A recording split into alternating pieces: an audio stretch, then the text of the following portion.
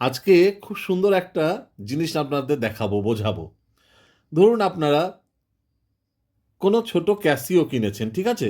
এই ছোট্ট ক্যাসিও যেগুলো হয়, বা আহ, কোনো একটা এইরকম ছোট্ট হারমোনিয়াম কিনেছেন, কিন্তু সা মেলাতে পারছেন না, সা খুঁজে পাচ্ছেন না, ঠিক আছে? তো আমি একটু দেখিয়ে দিচ্ছি। ধরুন এইটা বি ফ্ল্যাটের সা, এই সায়ের সাউন্ডকে নেবেন, ঠিক আছে? কি বললাম?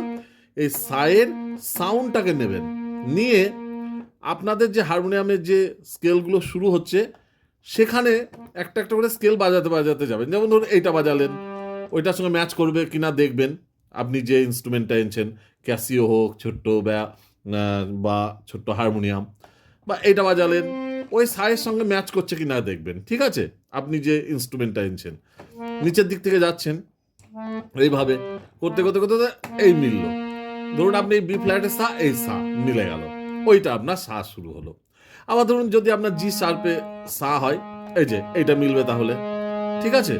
তো এইভাবে যদি এবার তখন আপনাকে সা, সারেগামা পাধানি সা আপনারটা তো আপনাকে জানতেই হবে।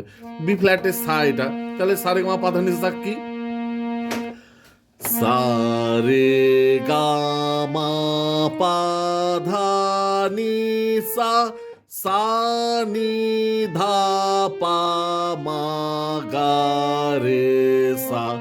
এটা হলো। এবার জি শার্পে হলে এটা হচ্ছে এই যে সা রে গা মা পা ধা নি সা, সা নি ধা পা মা গা রে সা।